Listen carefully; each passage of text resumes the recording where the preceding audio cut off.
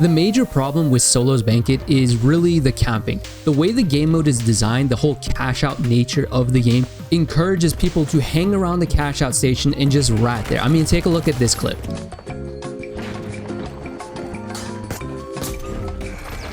You freaking rat! You rat! Oh, I hate you! I have so much money! It pissed me off, and it's super annoying. The point of this video is not to just complain about this game mode. In fact, I'm enjoying it, having a fun time. And if you know me, you know that I love the game and have full faith in the devs in the studio. So when I saw that they had the experimental game mode right under the selection thing, I knew that they were kind of open, they were testing the waters and they were kind of open to feedback. So this is that. I'm not a game developer by any means, but I didn't want to make it seem like I was just complaining about the thing and not offering any solutions, any thought into the problem. So the root cause of the problem is that the cash out stations are stationary, and it just encourages people to hang around there instead of going around collecting coins. It's much easier to wait there. If you're trying to win, it's much easier to wait there for someone to come and just stab them in the back, take their money and cash out. And so this makes a fish eat fish world where people just wait next to the cash out instead of going for the coins and just completely unload on the guy who's trying to cash out. This makes it complete chaos if you're trying to deposit coins, which in turn makes the whole depositing coins process of the game complete luck, which means that winning the game is essentially luck. It's a matter of who was the last person to engage in that fight. And if that was you, cool, you get to deposit the coins. But if it wasn't, you go there, deposit the coins, and someone stabs you in the back, he goes to try to deposit the coin, and same thing happens to him, and it's just a cycle. I initially didn't see much of a solution to this, since it's kind of just like an inherent feature of the game mode. It's part of the way the game is going to be played.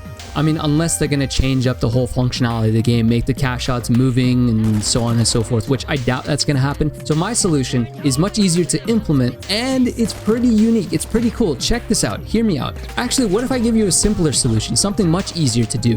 What if you got more of an instant cash deposit for eliminations or kills? I don't know if you guys know, but if you get a kill in solo mode, you basically get free money that you don't need to deposit. It just goes straight into your score. No deposit necessary. What if you guys gave us more of that cash deposit upon elimination? That's something that's easily adjustable. But beyond that, here's a better solution.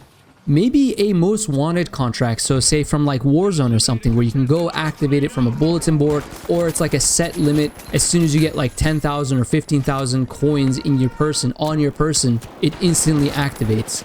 And once this activates, as long as you're moving, there's like a 30-second timer, 45-second timer or something, and this goes down. When it hits zero, keep in mind, they have to be moving for this timer to go down. Otherwise, that'll, again, encourage people to just sit in a corner, which is not what you want. As soon as this timer hits zero, all the cash on your person gets instantly deposited. What do you think about that? I thought that was pretty cool. I thought that would be really cool to do.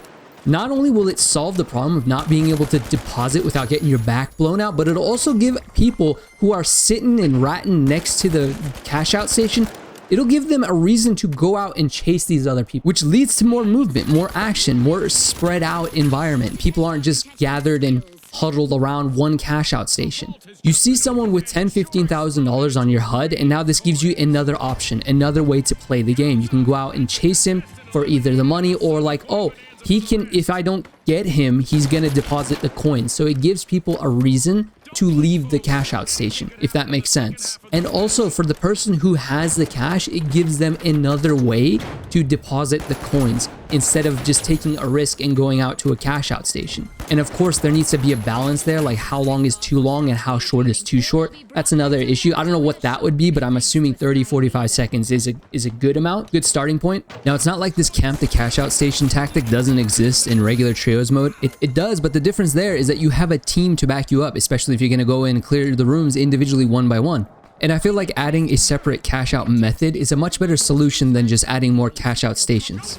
There is another method that I was thinking about that could be a potential solution as well, but I don't know how true it would stay to the whole cash out mentality, the whole core gameplay of the finals, and that is to implement kind of like a kill streak system. So like if you get 3, 4, or hell, even 5 consecutive eliminations, however much money you have on your person will get an instant deposit. That's also another method, but I kind of refrain from saying that because I doubt that's the direction that Embark kind of wants to go with the game. I feel like they want to stay true to the whole banquet style of gameplay, and that's cool, but this is something else to keep in mind. Like I said, I'm not a game developer and I'm not going to pretend like I know what I'm talking about. This is just me brainstorming, trying to find the root cause and like how that problem could be solved, how it could be fixed. So I'm not going to pretend like I know what I'm talking about. Y'all are smart. When I say y'all, I mean like the devs over at Embark. Y'all are hella smarter than me and this is your guys' game. So you make it play how you want it to play. On that note of experience, something that I have felt with solos mode and from what I've seen online, other people have felt as well. Solos really exposes the gaps and accentuates, that's a big word for me, accentuates the imbalance in the game. While classes, health pools, abilities, and like weapon damage output may be to your guys' liking in regular mode, in trios. For example, the counter to a certain ability, stun gun, is literally playing with your team, but when you don't have a team, that's kind of hard to counter. Does that make sense? It might work in a regular game mode, in a trios game mode. Solos is completely different. It feels like heavies, for example, are like raid bosses. If you're playing against them as a light and you guys start shooting at exactly the same time, that heavy is gonna win 100% of the time, unless they're a complete bot. But it's tough to say where and how this problem lies. Like I said, I'm not going to pretend like I know what I'm talking about. I don't know where the solution is for this. This is just something that we feel and experience. Hell, maybe it doesn't even need a solution. Maybe you guys want it to play out like this. It's just a complete chaos game mode that is literally just meant to have fun. And winning means nothing. If that is what you guys are going for, then cool. I mean, you guys nailed the coffin on the head, or the other way around. So maybe it doesn't need a solution. But this diversity of all that, classes, health pools, abilities, weapon damage, and all that crap, all that diversity in one singular game mode like this really brings light to some of the minor imbalances that may have existed in regular game modes. But here it's much bigger. It has a much bigger impact, if that makes sense. I'll tell you from my experience, the first day playing this game mode, I really enjoyed it. It was fun, but maybe down the line, it'll get annoying just not being able to run the light because heavies are just everywhere. Does that make sense? Again, I don't know why, but I feel the need to say that I'm not complaining at all. But with that note, this leaves me with my favorite feedback, actually. This game, guys, hear me out. Embark, hear me out. Listen, this game, all these abilities, all these crazy wacky like events and abilities and like invisibility and lunge and swords and all that, the finals is like prime real estate for infected mode. Okay, you guys have shown that you're willing to make different game modes and make stuff just for fun. Even if it's like a limited time game mode like Fortnite or something, infected, you guys really need to consider infected mode. I can envision and I can see just like a lobby of 12 lights with infinite dash and a sword with lunge, all just chasing one giant heavy with a massive health pool and like bounce pads galore. Like, dude, it would be so fun. And if you're watching this video and you think so as well, you want to see infected mode come to the finals, make sure you like the video. That way it spreads and more people hear about it. Which, if you did like this video, I feel like you'll love my first time playing solos. So click this to watch that next.